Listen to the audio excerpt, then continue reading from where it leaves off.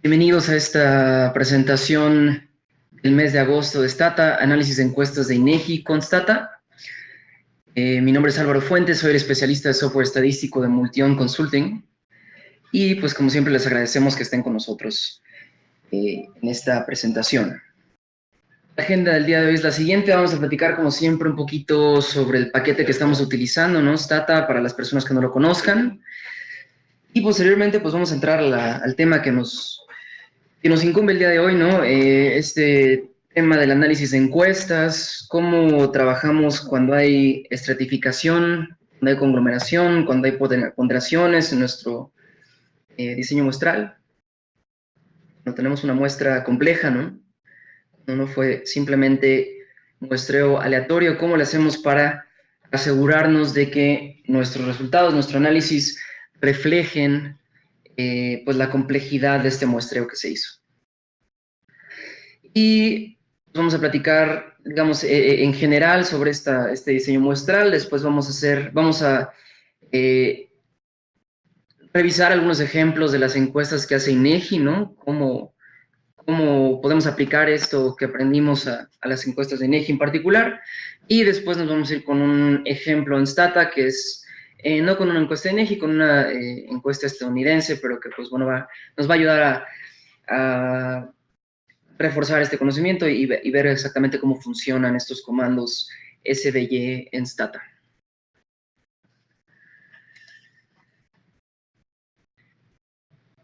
Pues ya casi no es noticia, ¿verdad? Que salió el Stata 15, ya tiene creo que ya 2 meses casi.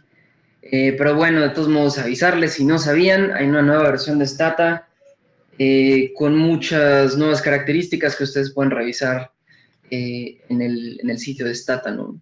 A ver si encuentran algo para alguna aplicación en la que ustedes estén haciendo, o para su tesis, o para su trabajo. Seguramente habrá algo nuevo que les sirva a ustedes. Y bueno, para las personas que no conocen el paquete, dice, Stata es un paquete estadístico completo que nos brinda todas las herramientas necesarias para el análisis y la administración de información. Ofrece solución a infinidad de técnicas estadísticas, desde métodos estándar como tabulaciones y resúmenes básicos, modelos ANOVA, regresiones lineales, modelos ARIMA, datos panel, métodos multivariados, filtros de series de tiempo, modelos para datos censurados, mucho más, hasta técnicas avanzadas como los modelos multinivel, modelos de supervivencia, paneles dinámicos, sistemas de ecuaciones estructurales. Por cierto, vamos a tener una presentación de SEM en la UNAM en septiembre, por ahí lo pueden revisar. Es gratuita, por cierto, por ahí lo pueden revisar en nuestra página de multion.com. Modelos binarios y datos de conteo, Arch, datos de encuesta y análisis bayesiano, entre pues otras muchas herramientas, ¿no?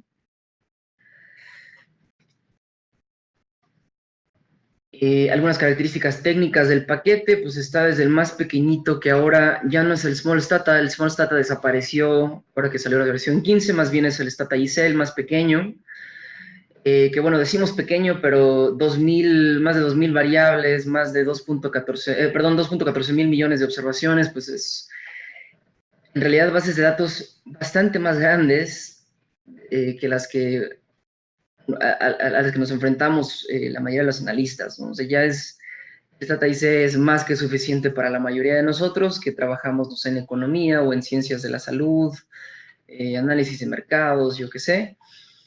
Pero bueno, para la gente que sí necesita ese tamaño de bases de datos, pues está hasta el StatMP, tiene un máximo número de variables de 120.000 y número de observaciones, que bueno, ahí está la referencia de 20.000 millones, pero pues esto en realidad depende de las características de nuestro equipo, ¿no? Dependiendo de su capacidad, pues es el tamaño de la base de datos que vamos a poder manejar.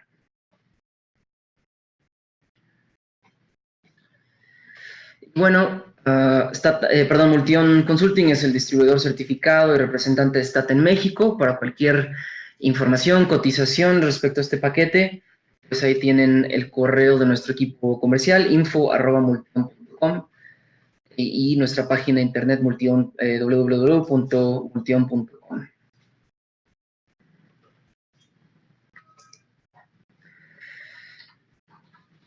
Ahora sí, vámonos con el tema del día de hoy. Dice la diapositiva, ¿por qué datos de encuesta? ¿Por qué nos interesa levantar encuestas?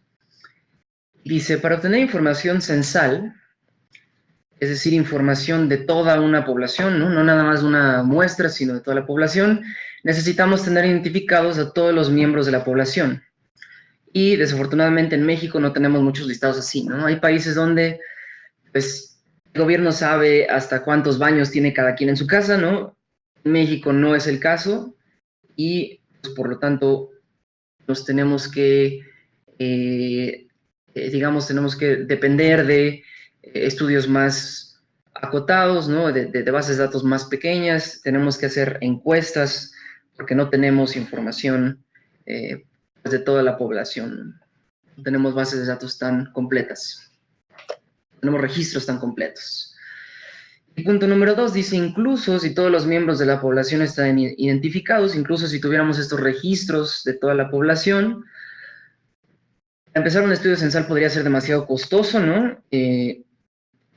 Dices, bueno, voy a preguntarle a cada una de estas personas, o bueno, ahorita ya con el internet tal vez le podamos mandar un correo, pero quién sabe si nos respondan, tendríamos que estarles llamando para que contesten la encuesta.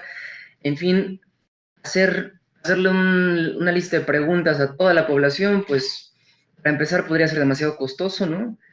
En segundo lugar, podría tomar demasiado tiempo, ¿no? Si necesitamos una encuesta 2017 de X tema y les digo, bueno, sí, perdón, un censo 2017 de X tema y les digo, sí, pero la información va a estar lista en 2020, pues no tiene mucho sentido, ¿no? Necesitamos que la información llegue a tiempo, entonces no necesariamente nos interesa tomar información de toda la población. Y el último punto que también es importante es que si el diseño muestral está bien hecho, si la encuesta es adecuada, no necesariamente tendríamos información adicional preguntándole a toda la población. Si la encuesta está bien hecha, la información que obtenemos de la encuesta es suficientemente buena, ¿no? No nos preocupa el hecho de no haber llegado a toda la población.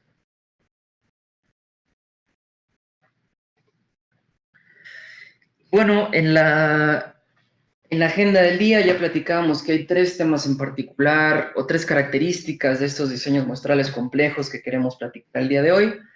El primero es este de la estratificación. Dice, estratificar es simplemente dividir una población en subpoblaciones homogéneas, les vamos a llamar estratos, estas subpoblaciones, antes de tomar la muestra.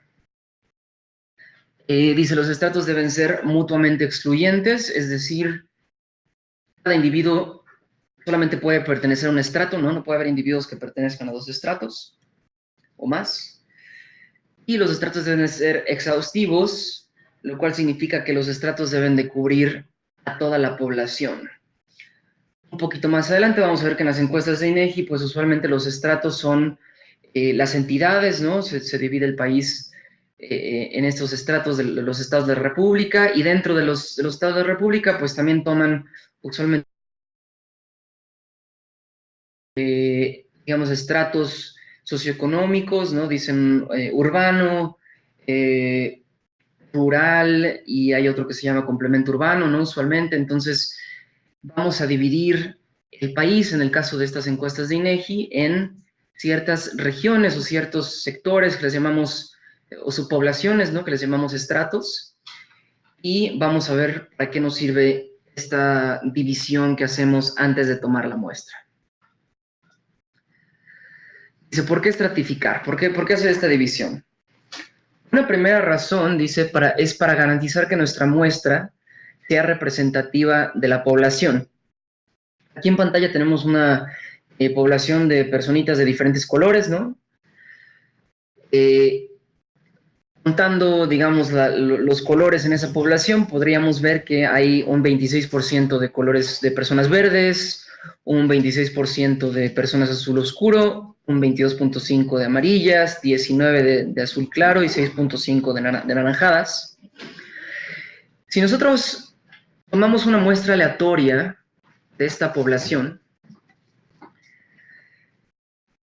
Pudiera ser que simplemente por error muestral, por la manera en que tomamos la muestra, porque tenemos registros incompletos o porque nuestros encuestadores no, digamos, no se hicieron mal su trabajo, error humano, ¿no? Pudiera ser que nuestra muestra que tomamos de toda esa población completa no sea representativa en cuanto a sus proporciones de la población, ¿no? Aquí lo que estamos viendo en pantalla es que, por ejemplo, terminamos agarrando, o bueno, nuestra muestra termina siendo de un 20% de verdes, ¿no? Un 18.5 de azules oscuro, un 22.5 de amarillos. Bueno, al amarillo sí le atinamos, pero bueno, los demás están, digamos, desbalanceados, ¿no? Las proporciones de nuestra muestra no son representativas de las proporciones que existen en la población. Entonces, para evitar esto, algo que podemos hacer es algo que se llama una estratificación proporcional, donde decimos, a ver, si yo de antemano sé que en mi población hay vamos a suponer que queremos agarrar una muestra de 1000 personas, ¿no? De esta población, y decimos ahora sí, si yo de antemano sé que en la población hay un 26% de verdes, pues ¿por qué no me dedico a tomar una muestra de 260 personas verdes, ¿no? Bueno, cualquiera que sea esa característica que está representando el color verde aquí. Si yo sé que hay un 22.5% de amarillos, pues voy a tomar una muestra de 225, bueno, voy a muestrear 225 personas amarillas, ¿no? Si yo sé que hay un 6.5% de naranjadas, pues voy a muestrear 65 naranjadas, de manera que voy a terminar con mi muestra de 1000 individuos y yo voy a garantizar a través de esta estratificación proporcional que mi muestra tenga las mismas proporciones que yo sé que la población tiene. ¿Sale? Entonces, esa es una primera razón para estratificar, para garantizar que la muestra tenga las mismas proporciones que la población, que yo sé que existen en la población. En este caso, bueno, estamos hablando nada más de colores, ¿no? Pero dependiendo del estudio que estemos haciendo, pues podríamos estar hablando de las mismas proporciones en cuanto a las características socioeconómicas de estas personas, o en cuanto a la edad, o su sexo, yo qué sé, ¿no? Dependiendo de las características que nos interesen de esta población.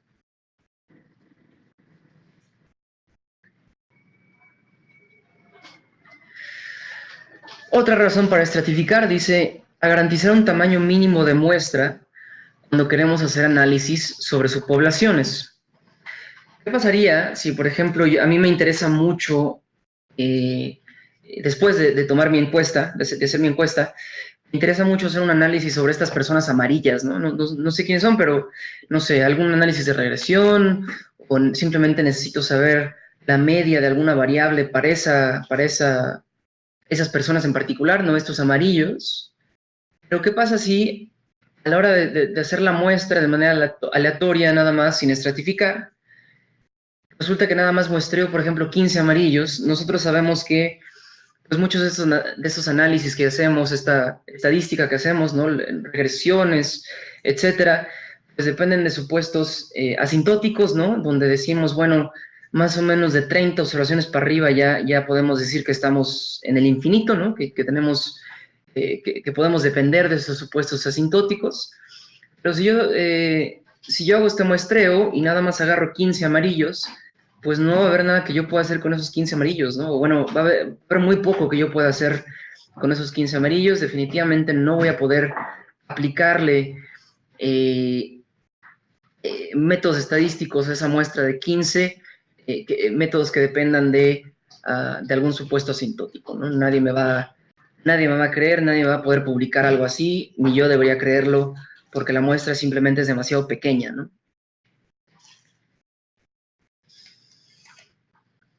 Y una tercera razón para estratificar dice, para garantizar que nuestra muestra incluya una subpoblación escasa que queremos estudiar. Imagínense, por ejemplo, que estos anaranjados representan, vamos a suponer, por ejemplo, gente que tiene, u hogares que tienen, por ejemplo, más de 6 hijos. A mí me interesa mucho hacer una investigación sobre hogares que tienen más de 6 hijos. Si yo muestreo aleatoriamente, pudiera ser que incluso resultara que no muestré ni un solo hogar que tenga más de 6 hijos, ¿no? O sea, simplemente son tan escasos esos hogares en México que puede ser que termine, mi muestra termine no conteniendo siquiera uno de estos hogares, ¿no? Entonces, ahí dice, la subpoblación de interés o la subpoblación naranja no se muestreó, ¿no? Una manera de corregir esto, cuando la subpoblación que nos interesa es muy escasa, en el ejemplo que les mencionaba, es hacer estratificación desproporcionada. Hace ratito hablábamos de estratificación proporcionada, ¿no? O proporcional, donde simplemente muestreábamos de acuerdo a las proporciones que nosotros sabemos que tiene nuestra población de antemano.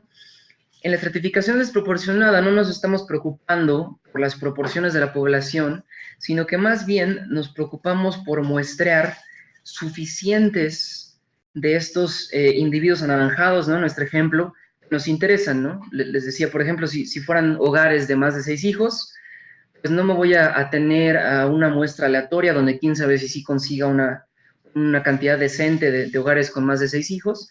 Más bien voy a decir, a ver, yo necesito una muestra total de 1000 personas o tengo presupuesto para entrevistar a 1000 personas, ¿no? Por ejemplo.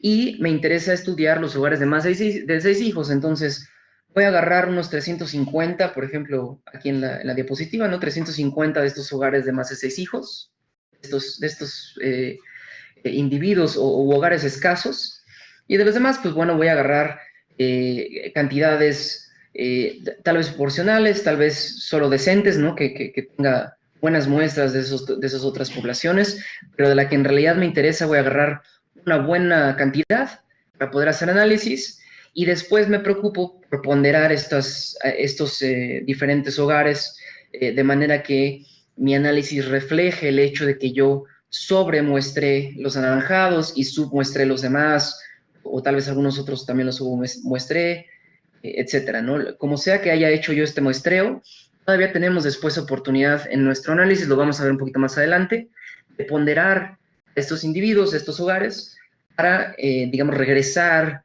a las proporciones correctas, ¿no? A pesar de que hicimos un muestreo desproporcionado, o en este caso una estratificación desproporcionada.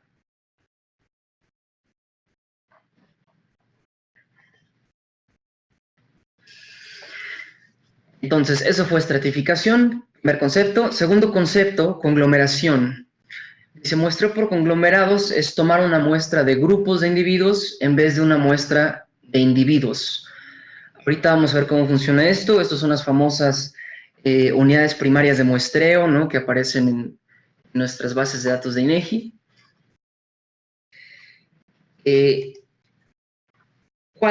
Bueno, antes de ver cómo funciona esto, dice, ventaja de muestreo por conglomerados, puede ser menos costoso y tomar menos tiempo. Por ejemplo, ¿qué tal si yo estoy haciendo una encuesta a estudiantes y en vez de irme hogar por hogar a las casas de estos estudiantes, puedo muestrear primero escuelas? Si yo tengo un listado de primarias, por ejemplo, en la Ciudad de México, puedo hacer un muestreo de escuelas y luego al interior de esas escuelas hago un muestreo de estudiantes. Eso definitivamente sería menos costoso que ir de hogar en hogar, ¿no? A las casas de estos estudiantes.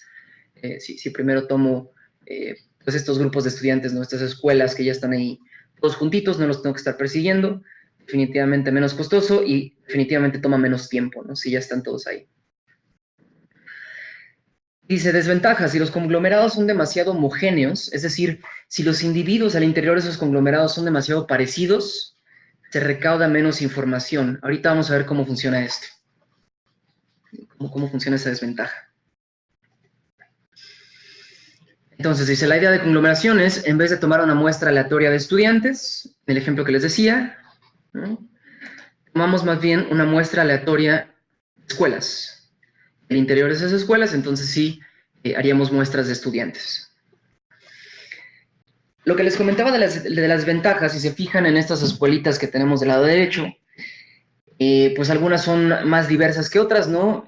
Por ejemplo, ya no sé si pueden ver el mouse en la transmisión, pero bueno, la de hasta arriba a la izquierda tiene un individuo amarillo, uno verde y uno azul oscuro, ¿no?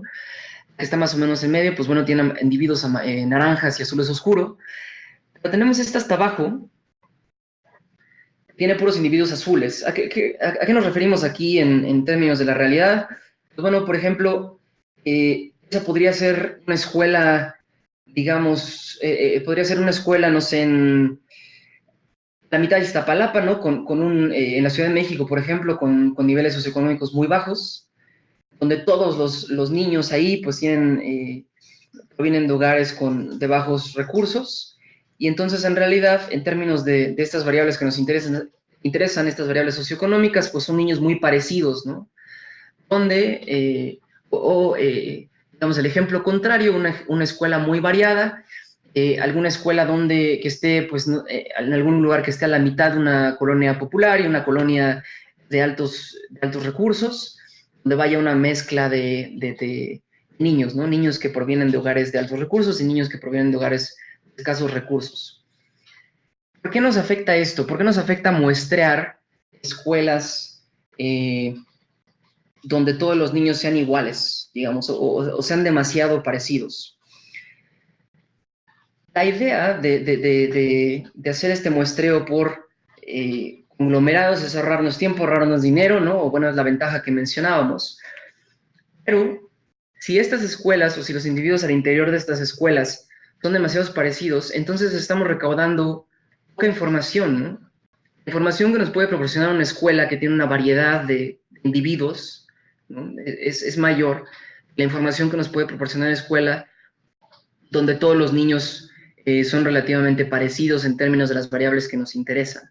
Entonces, esto es algo que tenemos que corregir. Esto es una correlación entre los individuos al interior de estas escuelas que estamos muestreando en nuestro ejemplo. Es algo que conlleva, que se tiene que corregir a la hora de hacer análisis, y ahorita vamos a ver cómo corrige eso. Eso es un dato importante, ¿no? Digamos, estamos muestreando una escuela, parece que es mucha información, ¿no? Tenemos 40, 100, 1000 niños, pero si todos son muy parecidos, es menos información de la que parece, ¿no? Parece que tenemos muchos individuos, pero si todos son el mismo o un individuo muy parecido, pues es en realidad poca información o menos información la que estamos recibiendo ahí a comparación de otras escuelas que sean más variadas.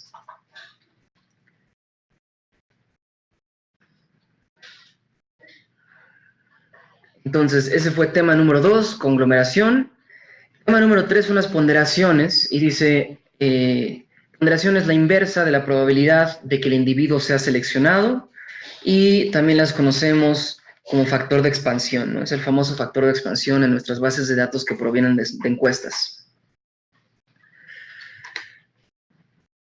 ¿Cómo funcionan estas ponderaciones? Dijimos, ya platicábamos que las íbamos a utilizar para corregir cuando tuviéramos muestreos no proporcionales, ¿no? Cuando tuviéramos estratificación no proporcional. También las vamos a utilizar para corregir, digamos, este paso de conglomeración que estamos haciendo. ¿Pero cómo lo vamos a hacer? Pues aquí hay un ejemplo sencillito. Dice, supongamos que una población de 400 estudiantes está distribuida en 10 escuelas, cada una con 40 estudiantes. Para tener una muestra del 10% de la población, es decir, 40 estudiantes, ¿no? Queremos una muestra de 40 estudiantes, seleccionamos al azar 4 escuelas, y luego dentro de cada una seleccionamos al azar 10 estudiantes.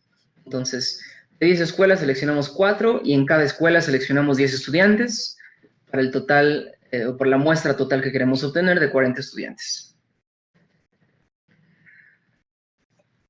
Ahí está el proceso, ¿no? De este universo de escuelas, seleccionamos, este universo de 10 escuelas, seleccionamos 4, y de las 4 escuelas seleccionamos 10 estudiantes en cada una. Acá atrás, ¿no? Dijimos, hay 10 escuelas en total, de ellas vamos a seleccionar 4 escuelas, entonces probabilidad de que la escuela sea seleccionada es 4 sobre 10. Y en la siguiente diapositiva dijimos probabilidad de que un estudiante sea seleccionado dentro de las escuelas, ¿no? Dijimos, de 40 estudiantes que tiene cada escuela, estamos seleccionando a 10, entonces a cada estudiante la probabilidad de ser seleccionado pues es simplemente 10 entre 40, ¿no?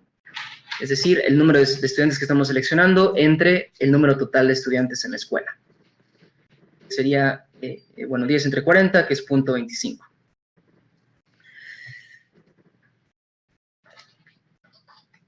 Entonces dice, la probabilidad final de selección a cada estudiante de esta población de 400 estudiantes es entonces el producto de estas dos probabilidades, la probabilidad de que tu escuela sea seleccionada multiplicada por la probabilidad de que al interior de tu escuela tú seas seleccionado, ¿no? De que el estudiante sea seleccionado. Ya calculamos esas dos probabilidades, ¿no? Dijimos que la primera era 0.4, la segunda era 0.25. Entonces, ahora sí tenemos la probabilidad final de que cada uno de estos 400 estudiantes sea seleccionado, es de 10%, ¿no? 0.10. Entonces, en la primera diapositiva de esto de las ponderaciones, decíamos que la ponderación es la inversa de la probabilidad de ser seleccionado. En este caso tenemos una probabilidad de selección de 0.10, por lo cual la ponderación pues es simplemente 1 sobre 0.10, que es igual a 10.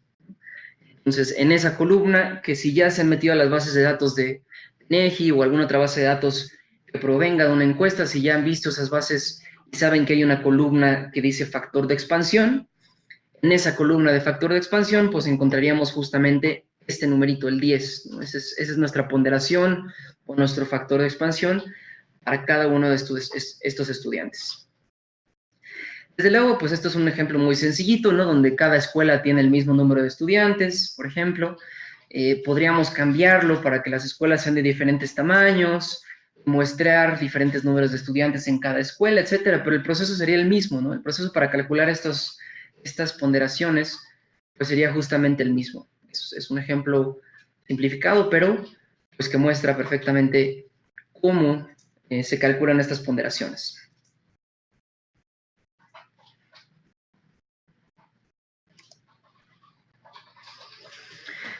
Ahora, ya tenemos estos tres elementos, dijimos la muestra puede ser estratificada, puede haber unidades primarias de medición, ¿no? Estos conglomerados, y pues bueno, al final de cuentas necesitamos ponderaciones para corregir, digamos, nuestros datos o para utilizarlos en nuestros métodos estadísticos y obtener las conclusiones correctas respecto a la población, ¿no? Ahora, ¿qué puede salir mal, no? ¿Qué nos puede generar sesgo en este análisis? La primera razón que tenemos ahí dice selección no aleatoria. Pudiera ser que hacemos nuestra selección que queremos ser aleatoria, que la hagamos mal, ¿no? Esa siempre es una posibilidad, error humano en este muestreo aleatorio que hacemos. Segunda posibilidad, marco de muestreo inadecuado. Si yo no conozco la población que estoy tratando de estudiar, si yo no sé hasta dónde abarca, dónde la puedo encontrar, dónde vive esta población que estoy tratando de muestrear, pues evidentemente mi muestreo va a ser inadecuado, ¿no? Si mi marco de muestreo es inadecuado, el muestreo que haga, pues no puedo esperar que sea bueno. Y por último tenemos este problema de la no respuesta, ¿no? ¿Qué pasa si la gente no contesta las preguntas o si no los encontré a la hora de ir a hacerles la encuesta?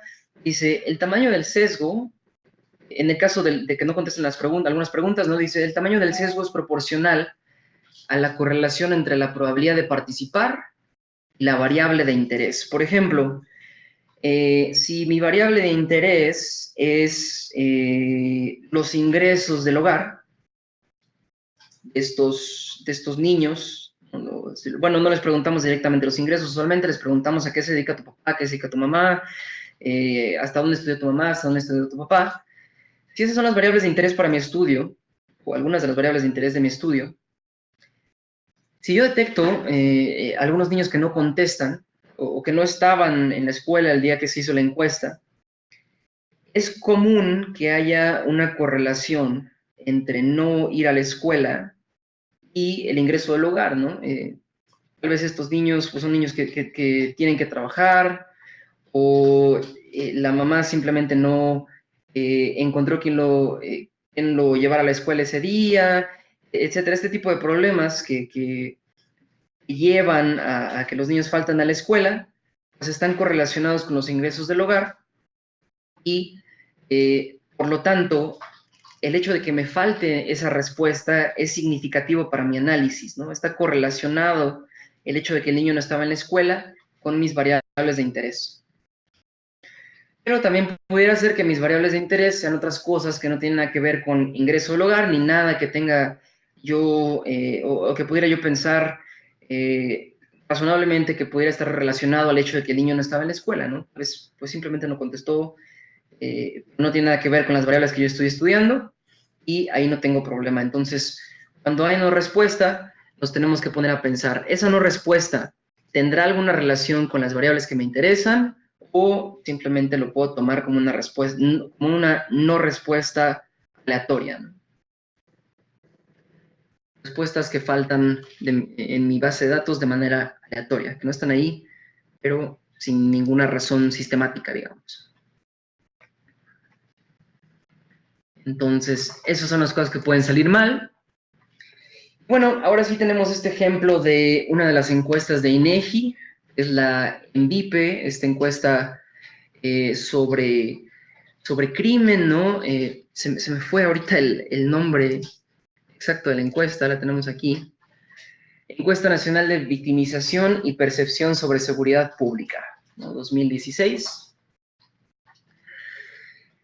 Y ustedes si se meten al sitio de INEGI, pues bueno, además de las bases de datos, siempre están ahí esos documentos que nos indican cómo fue el muestreo en estas encuestas. En el caso del ENVIPE, pues me eché un clavado a su diseño, a su documento donde explican el diseño muestral, y esto fue lo que encontré. Dice que en primer lugar se estratifica el país en entidades federativas, que es el cuadro más grande que tengo aquí en mi diapositiva, ¿no?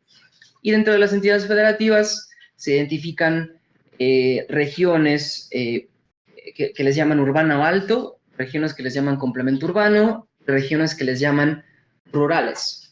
Entonces tenemos estratos, por ejemplo, si estamos hablando, no sé, del Estado de México, tenemos Estado de México, urbano alto, Estado de México complemento urbano, Estado de México rural, esos serían 3 estratos.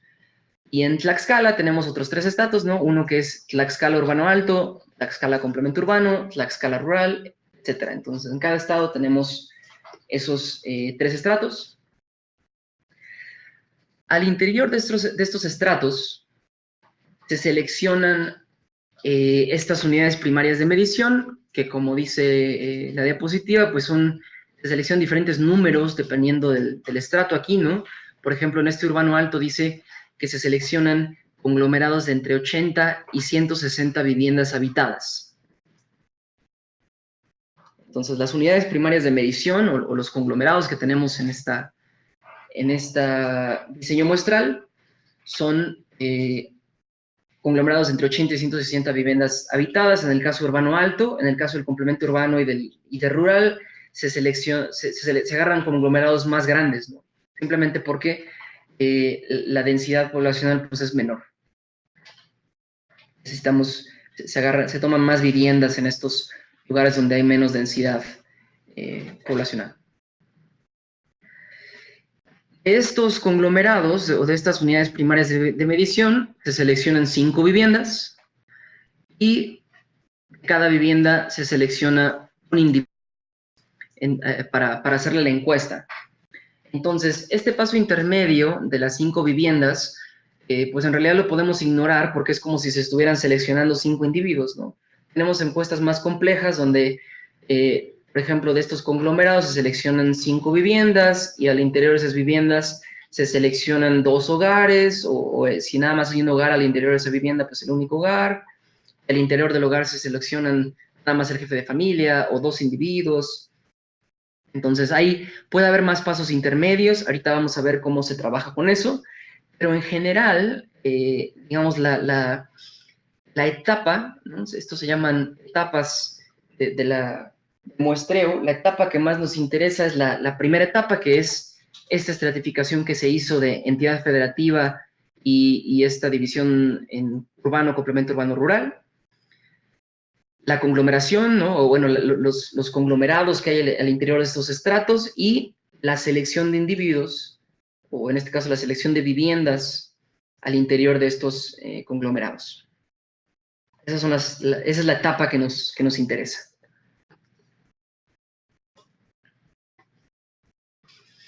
Bueno, una vez que tenemos identificados estos elementos en nuestra base de datos, los estratos, las unidades primarias de medición y el factor de expansión, pues Stata nos hace muy sencillo el trabajo porque nos dice el comando survey set, ¿no? Survey de encuesta en inglés. Y bueno, si ustedes han trabajado con series de tiempo, pues sabemos que ahí para indicarle a Stata que estamos trabajando con series de tiempo es tsset, ¿no? Si queremos trabajar con datos panel, xtset. Si queremos trabajar con datos de supervivencia, stset, ¿no? Survival time, etcétera. En este caso, le estamos indicando a Stata que vamos a trabajar con datos que provienen de una encuesta y por lo tanto le decimos survey set. Entonces el comando es survey set. Inmediatamente después le decimos qué variable contiene nuestras unidades primarias de medición o indica a qué unidad primaria de medición pertenece el individuo. Enseguida, entre estos corchetes o estos paréntesis cuadrados, le decimos cuál variable es la que contiene el factor de expansión. ¿No? Le decimos p-weight, probability weight, ¿no? Ponderaciones de probabilidad igual a, le decimos qué variable contiene esas ponderaciones. Y después de la coma, que nosotros sabemos que en Stata indica que son las opciones del comando, ¿no? Viene esta opción en particular, que es donde le indicamos a Stata qué variable contiene los estratos, o qué variable me indica qué estrato pertenece este individuo. Entonces, así de sencillo le indicamos a Stata el diseño muestral de nuestra encuesta. Y una vez que le hayamos indicado a Stata ese diseño muestral, pues aquí vemos en la parte de abajo la diapositiva que lo único que tenemos que hacer antes de cualquier comando que queramos utilizar de ahí en adelante, pues es ponerle el prefijo survey, ¿no? SVY, SVY 2 puntos y después mi regresión. SVY 2 puntos y después mi login. O SVY 2 puntos y después hacer un resumen. Poniéndole este prefijo SVY, Stata automáticamente utiliza esta información del diseño muestral a la hora de producir los estimadores que necesitamos.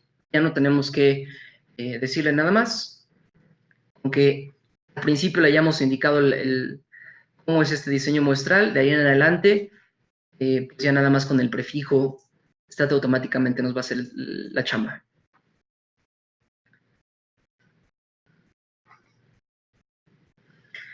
Entonces, vámonos ahora sí con el ejemplo. Este ejemplo proviene del libro de Cameron y Trivedi, ¿no? De microeconometría utilizando Stata. Es con datos de Estados Unidos, se llama Encuesta Nacional de Salud y Nutrición, que se realizó del 76 al 80. Para empezar, dividieron Estados Unidos en 32 estratos, ¿no? O regiones. Dentro de cada uno de estos estratos se seleccionaron 2 UPMs, o unidades primarias de muestreo, que son ya sea un condado, ¿no? Cada UPM es un condado o un grupo de condados que están muy, muy cercanos, ¿no? Bueno, municipios les podemos llamar, como en México. Dentro de cada una de estas UPMs se seleccionaron algunas manzanas. Dentro de estas manzanas se seleccionaron algunos hogares y dentro de cada hogar se seleccionaron algunos individuos. Pero como les comentaba, bueno, empezar en esta base de datos en particular, no tenemos la información de las manzanas y de los hogares por razones de confidencialidad, ¿no? Nosotros sabemos que pues, el gobierno siempre que hace estas encuestas le interesa que no podamos identificar el individuo en particular que contestó de cierta manera o la empresa en particular que contestó de cierta manera, entonces siempre va a haber por ahí información que nos va a faltar, de manera que no podamos saber exactamente dónde vive esta persona que contestó que gana 4 millones de pesos al mes, ¿no? Para que no podamos ir a meternos a su casa y robarle, básicamente.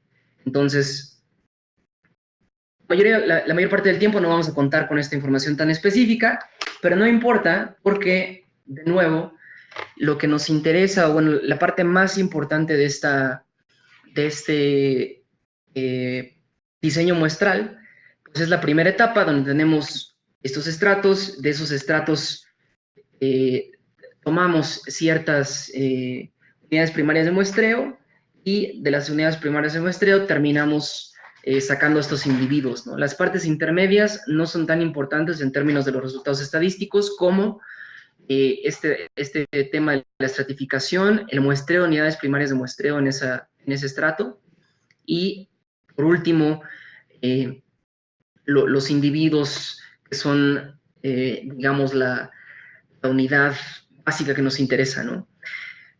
También, bueno, podríamos decir, bueno, ¿por qué no es tan importante, no? Nos estamos saltando ahí un par de pasos donde podría haber sido aleatoria o no aleatoria la selección. Recordemos que tenemos nosotros en la base de datos un factor de expansión, que es dijimos que es la inversa de la probabilidad final de ser seleccionado, ¿no? Esa probabilidad final de ser seleccionado ya incluye todos estos pasos, ¿no? Ya incluye el paso de seleccionar UPMs de los estratos y el paso de seleccionar manzanas de las UPMs y hogares de las manzanas. Esa probabilidad ya, digamos, contiene esa información de todos los muestreos, todas estas etapas de muestreo que se hicieron. Entonces, aunque nosotros le demos stata, la variable de estrato, la variable de unidad primaria de medición, el factor de expansión, es más que suficiente. Con eso ya podemos tener resultados confiables. Entonces, vámonos ahora sí a stata para ver cómo funciona este ejemplo.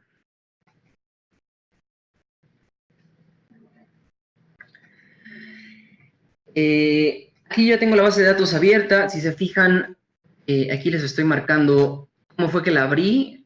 Como es un ejemplo de los libros de Stata, se puede descargar la base desde el repositorio de bases de datos de Stata. Entonces, simplemente le decimos net from, le damos la dirección de internet de donde están las bases de este libro, ¿no? Microeconometrics using Stata, Stata, versión revisada, ¿no? Revise, por eso tiene una R al final.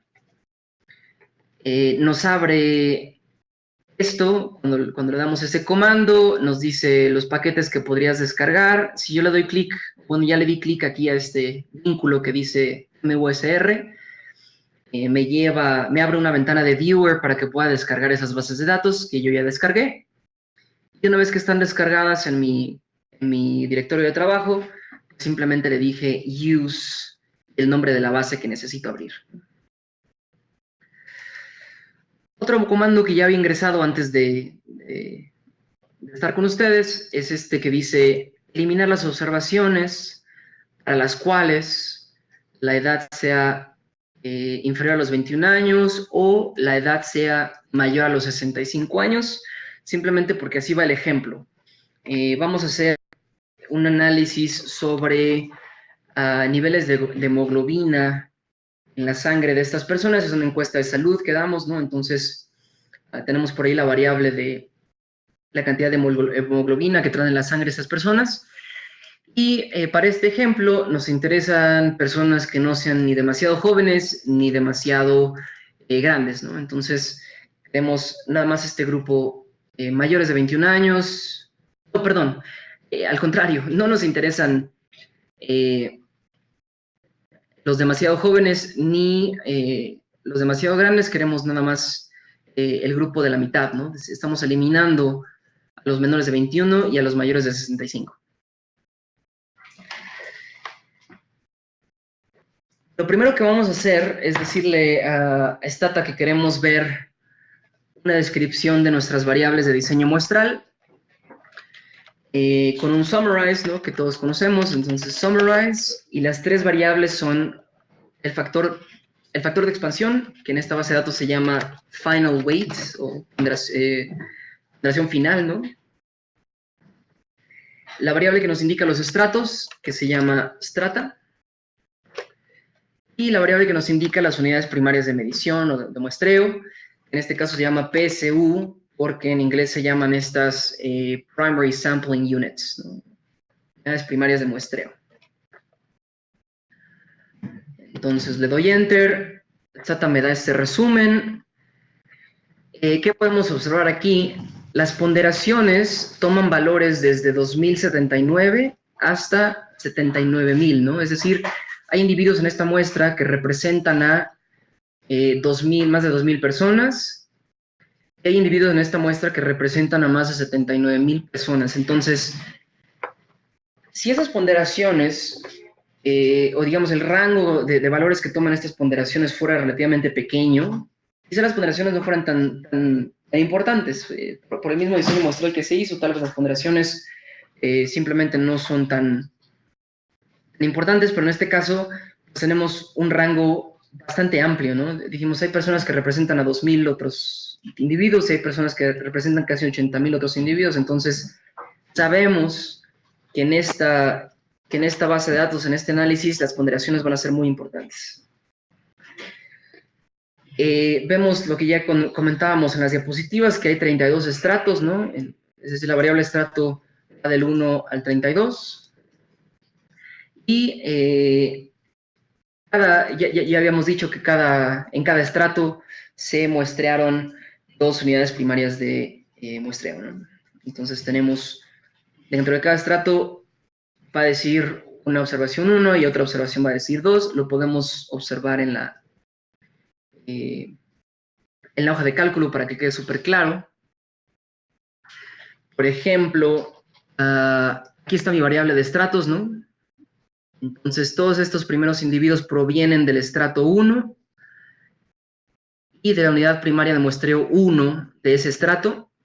Si me voy más abajo, debe de haber por ahí, aquí están, ¿no? Por ejemplo, estos de aquí provienen del estrato 1, pero de la segunda unidad primaria de muestreo que se sacó de ese estrato 1.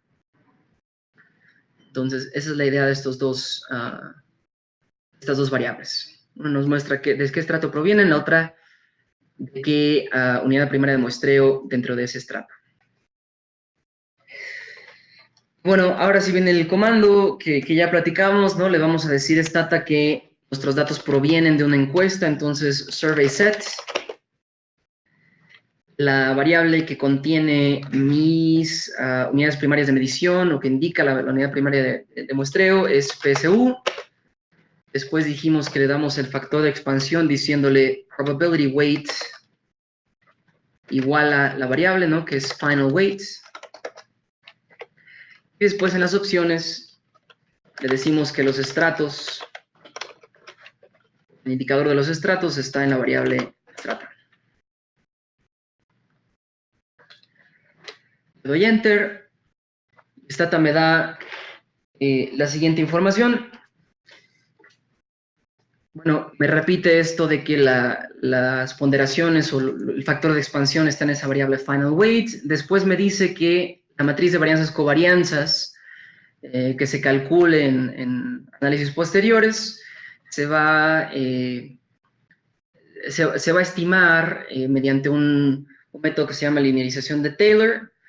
No es el único, aguas, no es el único. Ustedes pueden revisar la metodología de la encuesta que ustedes estén haciendo, y si ustedes encuentran en ese documento de resultados de INEGI o de cualquier otra organización que haya producido la encuesta, si ustedes encuentran que su matriz de varianzas covarianzas la producen con algún otro método, pues echen un ojo. En Stata hay otros métodos también para producir esa matriz. Esta es como la por defecto, ¿no? Aquí tenemos otro detalle de este análisis de datos de encuesta. Es nos causa problemas cuando al interior de un estrato hay únicamente una unidad primaria de medición. No me voy a meter mucho a por qué. Ustedes, si les interesa revisarlo, seguramente cuando empiecen a trabajar con sus bases de datos de encuestas se van a enfrentar a este problema. Hay varias maneras de resolverlo. En este caso, la manera de resolverlo por defecto es missing, es decir, que si tengo esta situación donde nada más hay un PSU o una unidad primaria de medición al interior de ese estrato, simplemente lo elimino, no lo utilizo. Hay otras maneras de corregir esto para no perder esos datos, pero bueno, por defecto Stata utiliza esta opción missing, ¿no? bueno, strata en la etapa 1, o bueno, los estratos de la etapa 1, nos repite aquí strata que están dentro de la variable strata, unidades primarias de medición dentro de la etapa 1 están en esta variable, y por último, nos dice que hay una, o bueno, aquí nos indicaría si hubiera un final population correction, corrección por población finita. No lo hay. ¿A qué se refiere esto? Cuando nosotros muestreamos, bueno, por ejemplo, en nuestros ejemplos de probabilidad de la escuela, por ejemplo, nos decían, bueno, si yo tengo una bolsa con tantas pelotitas y saco una pelotita, ¿cuál fue la probabilidad de sacar esa pelotita en particular, no? Y bueno, cuando vuelvo a sacar otra pelotita, hay una diferencia en esa distribución de la segunda pelotita, si yo regreso la primera o no la regreso a la bolsa, ¿no? Ese muestreo con reemplazo y sin reemplazo del que siempre hablamos. Esta corrección por población finita es la misma idea.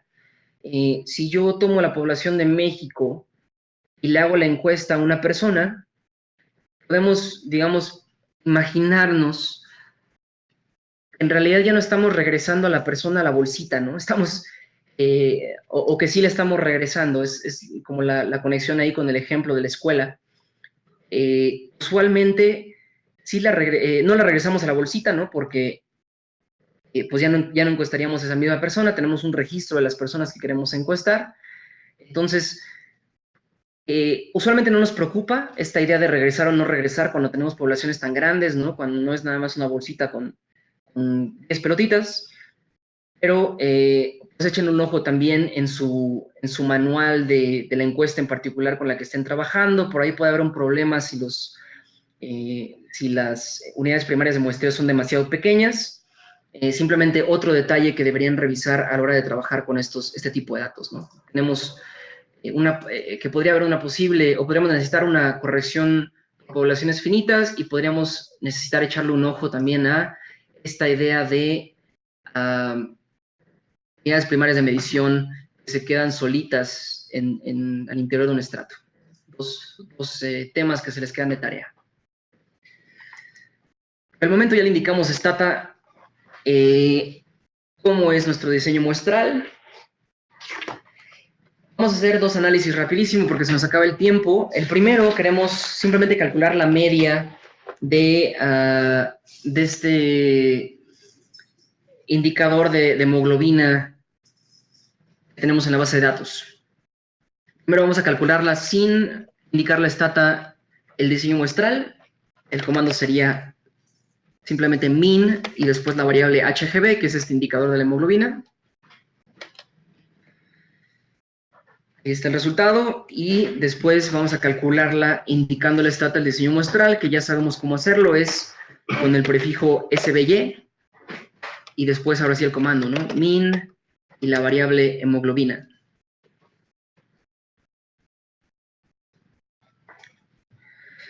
Si se fijan, el estimador puntual, ¿no?, es bastante similar. Aquí me dice que la media es 14.28, aquí 14.29, casi 14.30.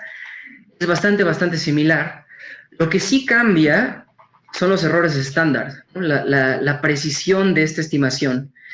Cuando yo no le indico a Stata el diseño muestral, tenemos un error estándar de 0.015. Si yo le indico a Stata el diseño muestral, tenemos el doble, ¿no? Un error estándar del doble. ¿Por qué sucede esto? Hay dos efectos que están sucediendo aquí. Uno, el error estándar de 0.015 se está subestimando porque falta la corrección por conglomeración.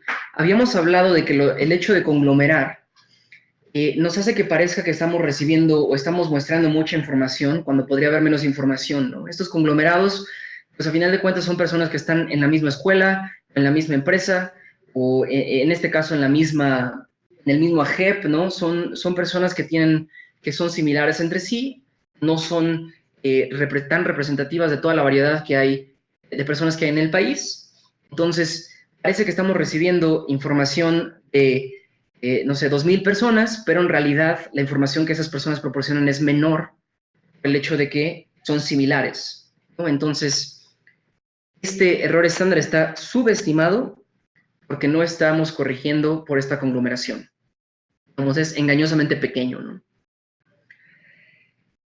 Por otra parte, el error estándar está sobreestimado, ¿no? Hay un efecto que va en sentido contrario, porque no se está tomando en cuenta la estratificación. Habíamos platicado de que el hecho de estratificar nos ayuda a reducir el error muestral, ¿no? Entonces, tenemos un efecto que tiende a subestimar este error, tenemos un efecto que tiende a sobreestimar. Lo que vemos a la hora de aplicar o indicar la estata del diseño muestral es que el efecto que ganó, ¿no? En este caso en particular, fue el de la conglomeración, ¿no? Estábamos subestimando, teníamos un error estándar engañosamente pequeño. Ahora, ya que le indicamos el diseño muestral, vemos que pues, el error estándar o la precisión con la que en realidad podemos estimar esa media poblacional es en realidad menor a la que podríamos suponer si no le indicamos estata estos datos proveniendo de encuesta, ¿no?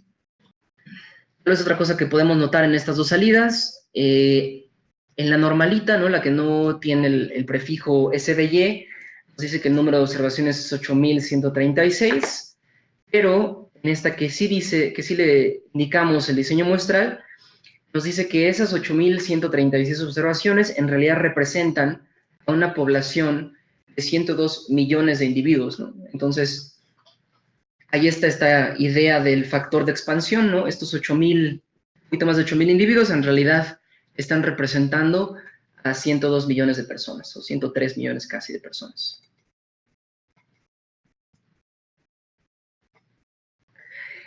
Ese es un primer ejemplo, ¿no? Nada más calcular una media. Un segundo ejemplo, ya nos va a dar tiempo a hacerlo completo, pero el segundo ejemplo que les tenía preparado es una regresión.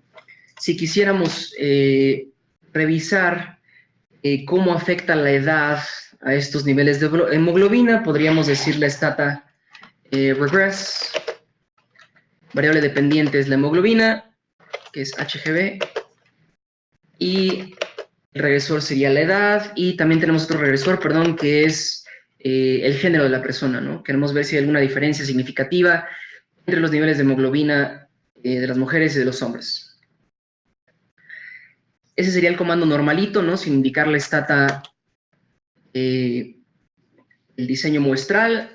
Voy a ingresar de una vez el comando con prefijo SBY. Pues le digo SBY dos puntos. Regress HGB HFemale, lo mismo. Vamos a revisar las diferencias. Tenemos coeficiente para la edad 0.001, ¿no? Sin indicarle el diseño muestral. Coeficiente para la edad indicándole el diseño muestral, aquí sí cambia, ¿no? Bueno, habíamos visto que en nuestro ejemplo anterior, en nuestra parte anterior, la media en sí no había cambiado mucho. Aquí, bueno, de por sí es un parámetro pequeño, pero pues tenemos casi el doble, ¿no? de parámetro en este regresor en particular. El parámetro de género, en realidad, se mantiene bastante parecido, ¿no? También, pues, habría que preguntarle a un doctor, algún especialista del sector salud, qué tanto es poquito, ¿no? Porque esta variable hemoglobina está en gramos por decilitro de sangre, entonces yo no soy especialista, entonces no sabría decir si esta diferencia de 0.07, ¿no? Entre este parámetro y este parámetro, qué tan importante sea, ¿no? Pero ciertamente hay una diferencia entre los parámetros al utilizar el diseño muestral y no utilizar las características del diseño muestral. Y diferencias más grandes todavía que las diferencias de los parámetros podemos observarlas en los errores estándar, ¿no? Vean, por ejemplo, esta constante, Acá teníamos un error estándar de 0.04, acá 0.65. En sí, tal vez otro detalle importante es que acabamos de ver que a la edad cambia, bueno, tanto el coeficiente como el error estándar. Dijimos, bueno, ¿qué tanto será o qué tan importante será? Sería algo que tendríamos que preguntar a un especialista. Pero incluso sin ser especialistas, podríamos notar que sin indicarle el diseño muestral a Stata, la edad resulta ser no significativa, ¿no? Si yo hago este análisis sin saber que provienen los datos de una encuesta y sin saber que debería yo tomar en cuenta la estructura de esa encuesta, pues podría terminar con este resultado incorrecto de que la edad no importa, ¿no? Que la edad no es estadísticamente significativa en tanto los niveles de hemoglobina, a diferencia de lo que me está indicando este análisis correcto, ¿no? Utilizando las características de la muestra. Entonces, ese es el ejemplo que les tenía preparado. Quería hacer un par de pasos más donde le quitamos únicamente el indicador de conglomerados, únicamente estratificación, a ver cuáles son las diferencias, pero se nos acabó el tiempo y todavía hay un par de cosas que les quiero mostrar rápidamente, porque pues dijimos que esta presentación no iba a ser nada más de datos de encuestas, sino de datos de las encuestas de INEGI, ¿no? Entonces, lo que les quería mostrar ahí es cómo pueden encontrar estos detalles del diseño muestral en las encuestas de INEGI. La que estábamos platicando ahorita en la presentación, que es la ENVIPE, en el sitio de INEGI pueden encontrar este documento que se llama Estructura de la Base de Datos.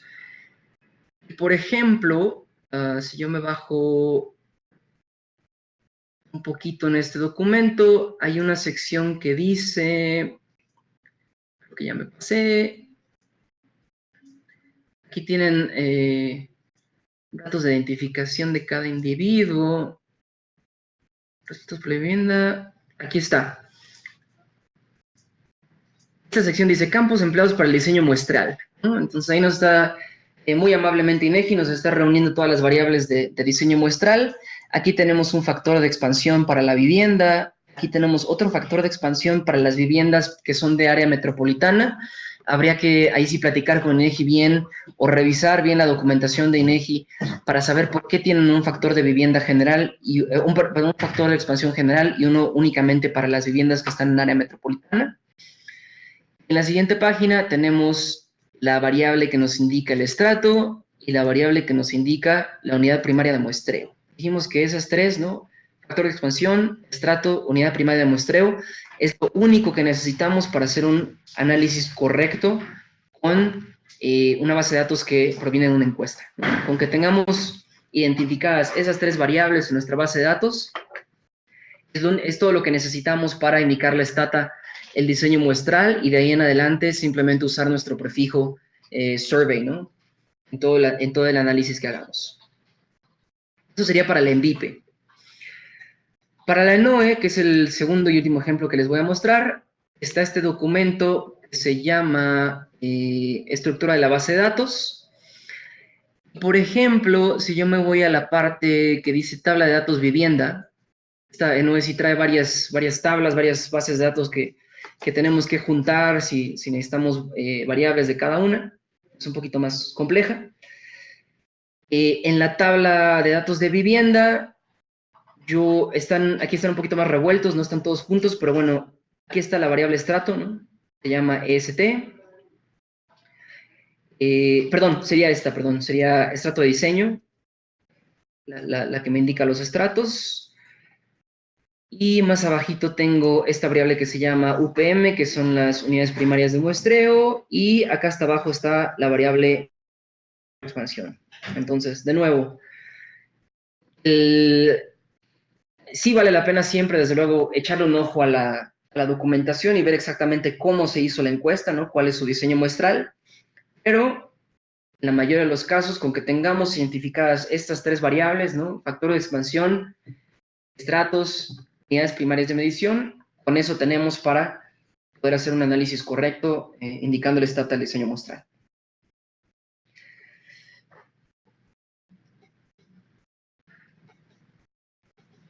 Bueno, Este es el final de nuestra presentación técnica, nada más un par de diapositivas más para recordarles algunas cosas. Recuerden que en Multion tenemos cursos, ¿no? No nada más de Stata, sino también ahí tenemos, pues bueno, de MATLAB, de Maple, de Minitab, de Atlas T y de eViews. Para información sobre estas capacitaciones, pueden escribir a cursos@multion.com o pueden obtener la información también en nuestra página de internet. Que estamos estrenando, por cierto, tenemos un par de semanas con esta nueva página. Se pueden meter ahí también a ver nuestros webinars grabados, ¿no? que hemos hecho a lo largo del año, si hay algún otro tema que les interese, aparte de este de datos de encuestas. Iniciando sesión, pues tienen acceso a todos esos webinars, no nada más de Stata, sino también de eViews, de MATLAB, de Maple. Nos pueden seguir también en redes sociales para enterarse de nuestras promociones, de nuestros seminarios, nuestras presentaciones. Muchísimas gracias por haber estado aquí. Ahí tienen nuestros datos en pantalla para cualquier duda, comentario, en mi correo electrónico y el correo electrónico de nuestro equipo de mercadotecnia para información o comentarios sobre estas presentaciones. Muchas gracias por haber asistido a este webinar y hasta la próxima.